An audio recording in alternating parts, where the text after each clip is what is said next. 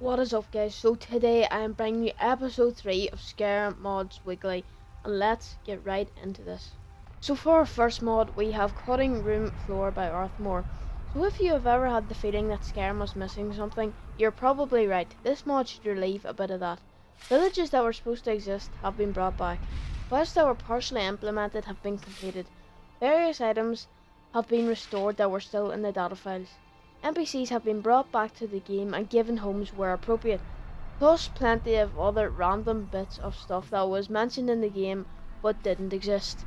Overall, the Cutting Room Floor mod adds piles of new things that were supposed to be added into the game at release, but were cut, such as Wintersand Manor, Nazim and Alam's house, restored to the game at Chillfurrow Farm. Now maybe you'll get to see that dickhead's house and maybe destroy it. The Thalmor Justicar HQ in Solitude has now been added. It is populated with one commander and 4 Justicars who will be disabled if the Stormcloaks take Solitude. The banners in Solitude have now been changed from Imperial to Thalmor, as well as a lot more new locations have been added. There are many new NPCs such as a college guard, generic guard for the College of Winterhold. He will patrol the grounds and sleep upstairs in the Hall of Attainment. Who would have thought that a magic wielding wizards and witches would need a bodyguard?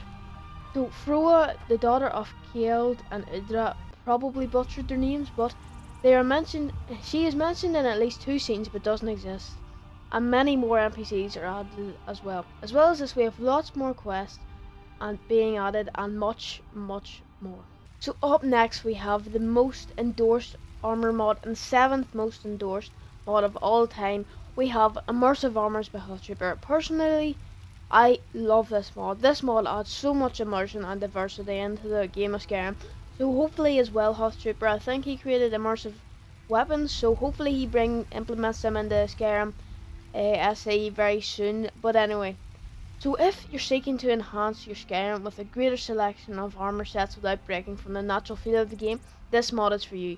It adds many new armor sets that have been seamlessly integrated into the world of Skyrim. The items are balanced and spread all across Skyrim. You'll be finding new power appropriate armors sets starting from level 1 up to level 50 and beyond. Currently this mod adds 55 new sets of armor to the game, over 60 variants, tons of additional non-set helmet options, 396 new shields, and a large number of other items such as eye patches, capes, earrings, scarves and more. They are all craftable, upgradable, enchantable, and are all integrated into the game through level lists. Quest rewards, placements in dungeons, and are onto specific people. Also with this mod, there's many customization options such as being able to toggle on and off distribution for an item, being able to toggle off crafting for an item, toggle off distribution to a specific race or specific culture. You're able to toggle off distribution to specific enemy types, E.G, bandits, Draugr, Thalmor. You're able to toggle off varied guard helmets and the ability to break down items in smelters. And you have the ability to toggle off unarmored, light and heavy armor types for various armor sets and much more. So anyway, I would definitely recommend downloading this mod, as this mod was one of the biggest and still is one of the biggest Skyrim mods out there. It is definitely a recommended download and a must have. All the weapon sets and armors are full HD textures and are great looking. So up next we have the Stones of Barenziah quest markers by Toadine. Were you really annoyed at trying so hard to find those pesky stones, even though you spent hundreds of hours in Skyrim and you still haven't found much of them? Well, you'll no longer need to look hard with the Stones of Barenziah quest markers by Toadine. What this mod does, it does as it says. It adds quest markers to all 24 of the Stones of Barenziah quests, for the unusual gems, as they may also be called, that you need to find and collect for the No Stone Unturned quest. And finally, with this mod, you'll no longer have to waste your time looking for those goddamn irritating stones. Does it annoy you when you look at and think about the ugly, unrealistic shaped weapons of Skyrim, and then you look back at past Elder Scrolls such as Oblivion and see how realistic the weapons look, as they are thin, better shaped than the ones in Skyrim? Well, if this annoys you, Download the mod Better Shaped Weapons by Lane Wolf and the Master of Shadows. This mod makes the weapons of Skyrim look so much better in general, and not like a big thick dick, but no, seriously.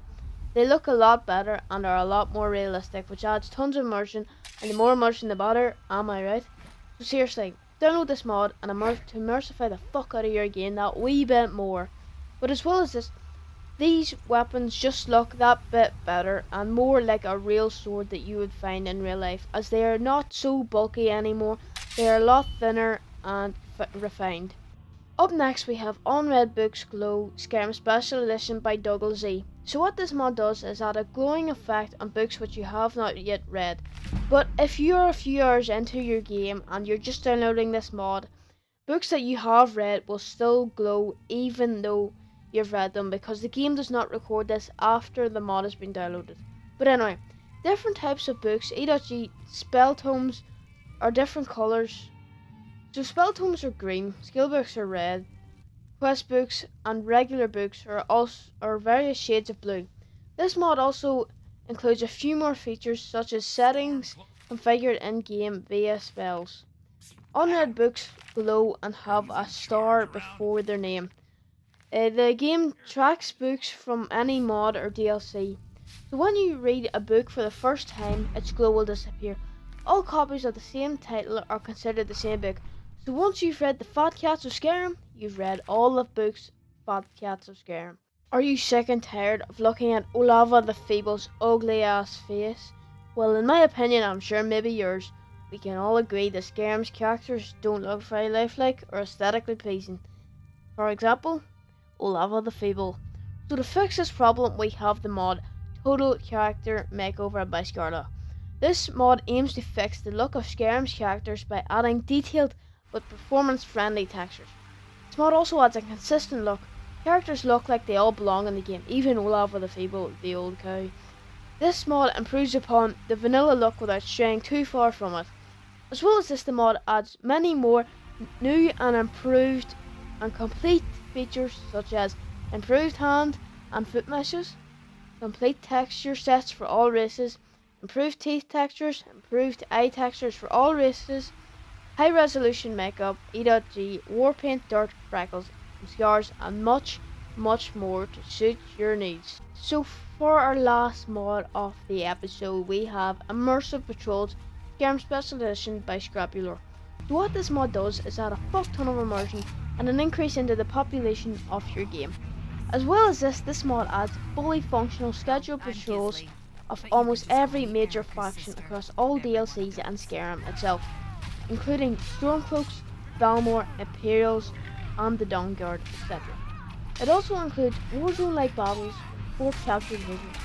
There's one known issue with this mod, unfortunately, and that is that if you have open city Skyrim, then NPCs from the mod Immersive Patrols will eventually walk into your cities and may attack guards and NPCs. But fortunately, there are no known conflicts. Also, this mod includes features like all enemies will respawn after 10 in-game days. All enemies level up as you level up, which also adds a bit more of a challenge to your game.